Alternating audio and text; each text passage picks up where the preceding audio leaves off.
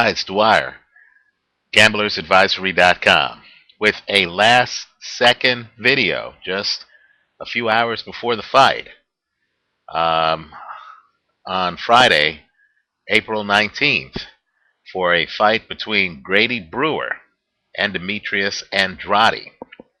Now, before I go further, just remember the opinion you should follow should be your own.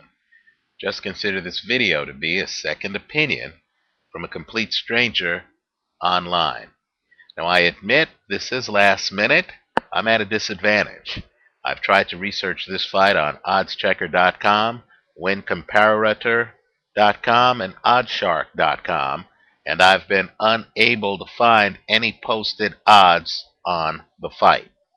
But if you're in Vegas by a casino, or if you're in Europe and have access to superior sports books, I expect Grady Brewer, 40-year-old Grady Brewer, to be the underdog in this fight. Keep in mind, Andrade is younger. He's in his prime, in his 20s. He is a very hyped fighter, and he is an unbeaten fighter. So I'm expecting Brewer to be a sizable underdog. All of that said, I think Brewer is a live underdog in this one. The play I'm recommending, and again, use your head and your own judgment, right? I'm just a second opinion. Let's take a chance on this one. The play I'm recommending is that you take the over, which would give you Andrade late as well as Brewer late, straddled against Brewer to win the fight. Let's just say that Brewer does very well against southpaws.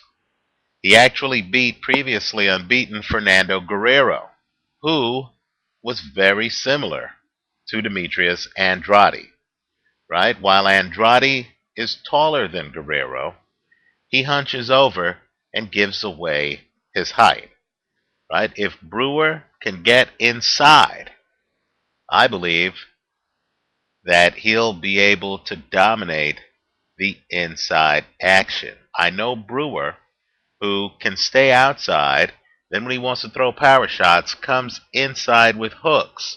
I know Brewer can fight inside. I don't know that about Andrade. Let me just point out, too, that when Brewer comes inside, and this is what tripped up Fernando Guerrero, Brewer is able to come inside on angles.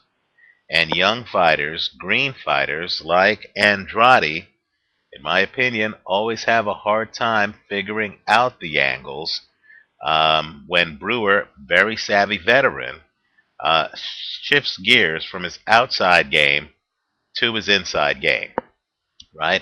Let me point out that Andrade from distance probably has the advantage, but I think what he's going to find is that Brewer, from the opening bell, should have his right jab neutralized. In other words, you'll notice, just count the number of times Grady Brewer is hit with Demitrius Andrade's jab, right? If Brewer is able to stay outside of Andrade's range, this fight should go several rounds. Let me also point out, too, that I know there's a lot of concern because Grady Brewer has been stopped 7 times. That is a big number. But understand, he has not been stopped before the 8th round since 2003. In other words, Brewer, after a very rough start to his career, where he was getting knocked out by some pretty big hitters. Keep in mind, Brewer fought people like Kelly Pavlik back in the day. Brewer has figured out the sport to where he usually makes it to the 8th round, even against a younger, faster, better athlete like Demitrius Andrade, right? And so don't be too put off either by Andrade's, record and his knockout percentage. Understand that Andrade has been coddled. If you look at his record, you're not going to see a lot of big names in his fighting history, right? So I believe Andrade's record is a little bit overinflated. He's fighting a savvy 40-year-old who is a survivor, who also does well against southpaws. So I like the over here. I'm expecting this to go a few rounds.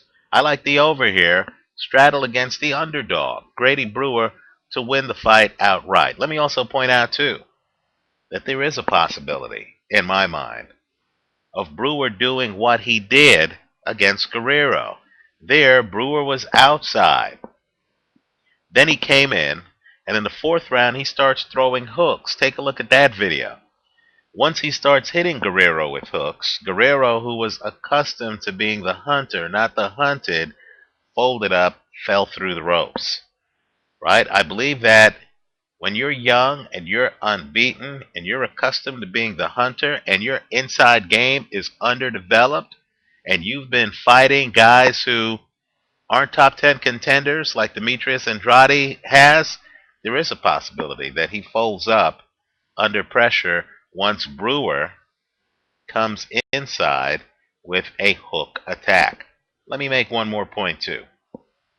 I made an earlier video. This is on a different fight. I made an earlier video about Victor Ortiz and Floyd Mayweather.